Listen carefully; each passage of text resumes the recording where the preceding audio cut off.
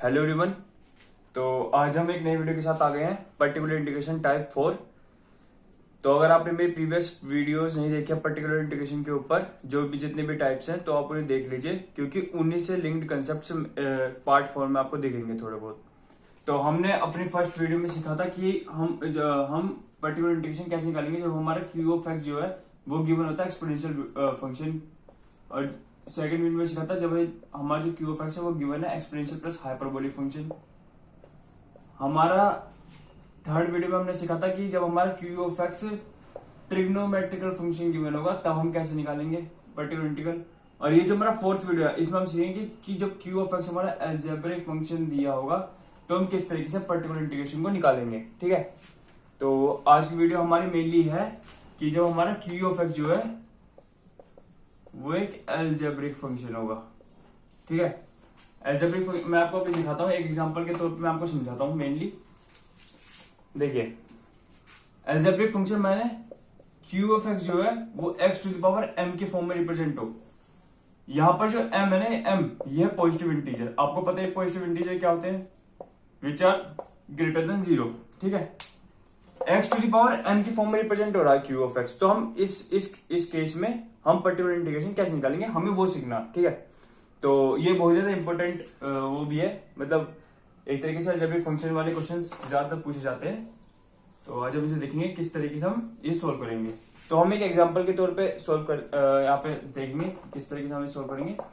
तो हमें एग्जांपल दे रखा, मान लीजिए D square minus D plus 1 y is equals to X to the power M. मान लीजिए हमारे पास ये एग्जांपल है। ठीक है, ठीक है, हमारे पास एग्जांपल है।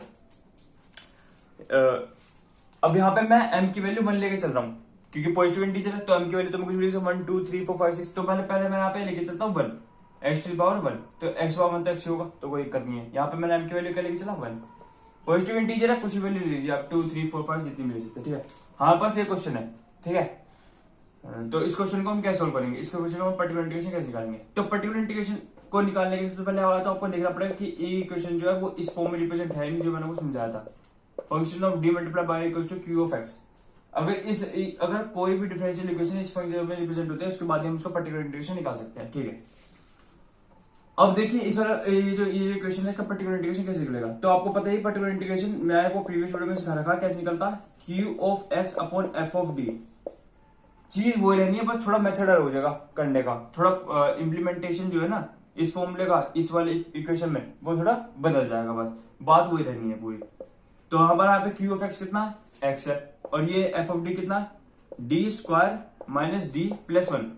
ये था हमारा स्टेप फर्स्ट, कि हमें पर्टिकुलर कि हमें सबसे पहले इस फॉर्म में लिख लेना है, इस फॉर्मूले को डिजाइन करके इस फॉर्म में लिख लेना, x upon D square Q of x upon F of D के फॉर्म में लिख लेना। ठीक है, ये मैं आपको पहले भी सिखा चुका हूं किस तरीके से लिखते हैं हम। और यहाँ पे भी आपको दिख रहा है क्यू ऑफ एक्स की वैल्यू जो हमारी एक्स है, और हमारा जो फंक्शन डी है ये हमारा है ये वाला D square minus D plus 1। तो हमने यहाँ पे लिख लिया, इस तरीके से हमने इसे रिप्रेजेंट कर दिया।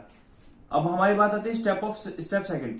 तो स्टेप सेकंड में हम क्या करते हैं, स्टेप सेकंड में हम क्या करते हैं, जो भी लोवेस्ट डिग्री टर्म है डी की लोवेस्ट डिग्री टर्म को कॉमन ले लेते हैं। देखिए यहाँ पे बहुत अच्छा पार्ट है, पर्टिकुलर इंटीग्रेशन हमारा क्या निकला, x upon D square minus D plus 1 है। तो देखिए मैं 1 को क्या लिख सकता हूं, D square minus D plus 1 को मिल सकता हूं डी की पावर 0 लिख सकता हूं। किसी की भी पावर में 0 करूंगा उसका क्या आएगा, 1 आएगा आउटपुट में। ठीक है, तो यहाँ पे हमारी लोवेस्ट डिग्री बताइए, डिग्री क्या होती है, जो इसके ऊपर पावर होती है। डी की पावर क्या 2, यहाँ पे क्या 1, यहाँ पे 0, तो लोवेस्ट पावर क्या है 0। हमारी कौन सी लोवेस्ट डिग्री टर्म आई, जो यहाँ पर जो वैल्यू होगी, यहाँ पे कौन सी वैल्यू है 1, मतलब 1 हमारी लोवेस्ट डिग्री टर्म आई। तो हम एक तरीके से कर सकते हैं 1 को हमें क्या निकालना, कॉमन। ठीक है, 1 को हमने कॉमन निकाल दिया, 1 को कॉमन निकालेंगे तो बचेगा 1 plus D square minus D upon 1। सही है, देखिए 1, अरे वही बात है, आप 1 कॉमन निकाले मैंने इस तरीके से रिप्रेजेंट कर दिया, क्योंकि 1 को कॉमन निकालेंगे तो सीधी बात है 1 ही बचेगा, कोई दिक्कत, कोई और कुछ बचने का नहीं है। ठीक है, अभी हमारा स्टेप 2 है बेसिकली हमारा। तो आपको अगर स्टेप 1 स्टेप 2 समझ आ गया तो मैं स्टेप 3 पर प्रोसीड करने जा रहा हूं।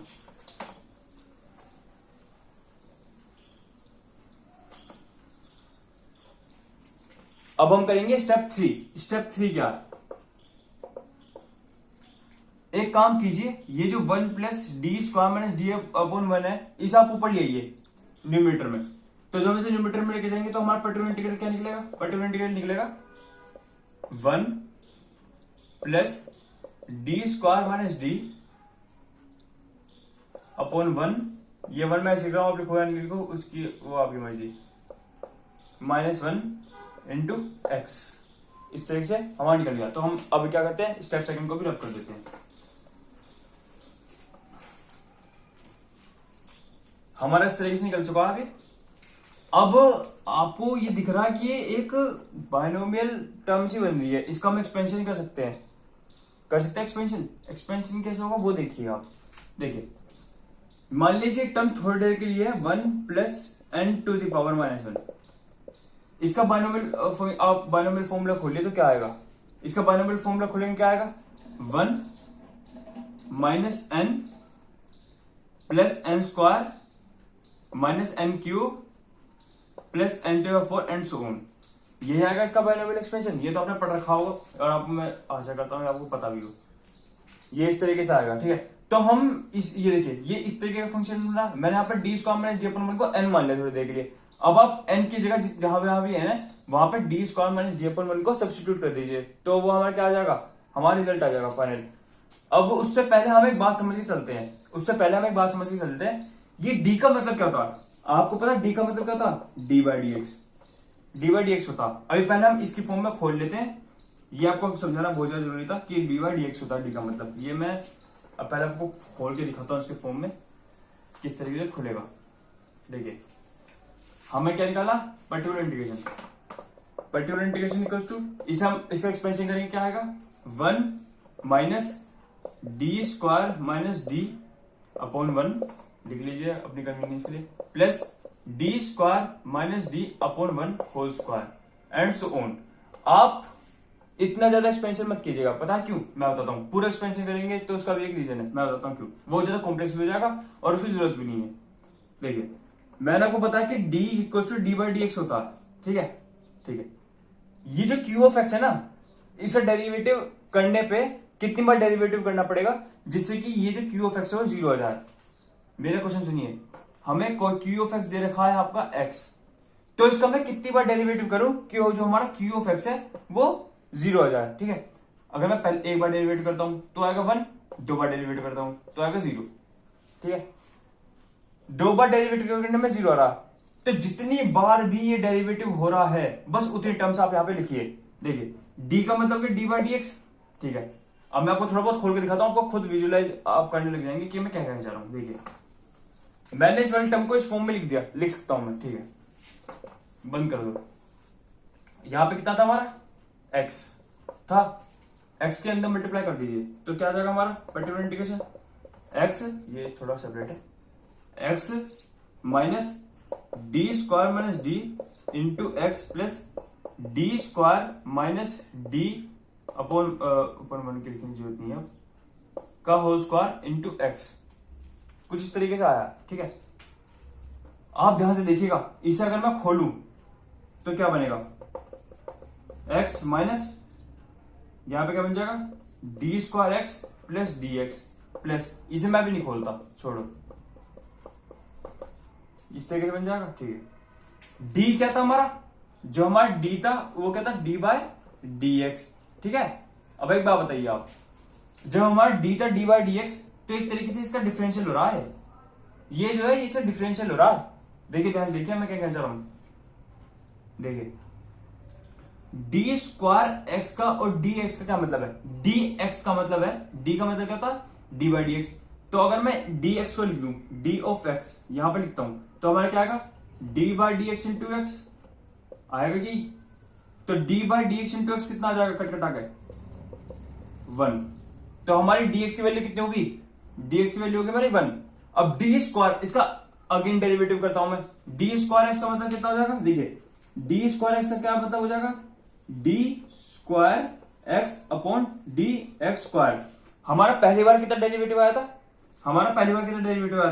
dx करने पे, dx करने पे हमारा डेरिवेटिव है 1, तो इसका हम दोबारा डी बाई डी एक्स कर सकते हैं। अब जब हम इसे दोबारा डी बाई डी एक्स करेंगे, देखिए जब हम इसका दोबारा डिवाइड करेंगे तो कितना आ जाएगा 0, मतलब डी स्क्वायर एक्स की वैल्यू कितनी आ गई है 0।